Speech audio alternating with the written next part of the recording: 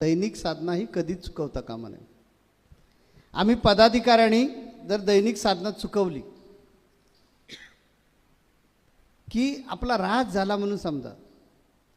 कारण गुरुनी आपल्याला जो आज्ञा केलेला आहे की सकाळी उठल्यानंतर तू हे कर्म करायचं आहेस, आपलं डेअरिंग कसं होतं?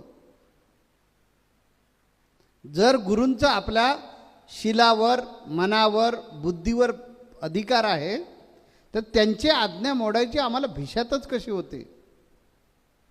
बघा, मी जो विचार मांडतोय ना तो वेगळ्या भूमिकेतून मांडतोय की गुरु जे आहेत यांचा माझ्यावर पूर्ण अधिकार आहे अशा समजणाऱ्या भक्तांसाठी मांडलेला विचार आहे। जो असं समजतो गुरु माझं सर्वस्व आहे, मी त्याला संपूर्ण माझा जीवभाव विकलाय, तर त्या मालकाची, त्या स्वामीची आज्ञा मोडायची माझ्या भिशात कशी होते? असं ज्या दिवशी आपल्याला वाटायला लागेल त्या दिवशी खऱ्या अर्थानं आपण आध्यात्मिक आहोत। ज्या वेळेला आपल्याला वाटतं काय हरकत नाही, मी जिल्हाध्यक्षाचे, मी निरीक्षक आहे, त्यामुळे नाही साधना केली तरी चालू शकते, कारण ही सुद्धा सेवाच आहे ना, त्या दिवशी समजायचं आपली घसरण व्हायला सुरुवात झालेली आहे।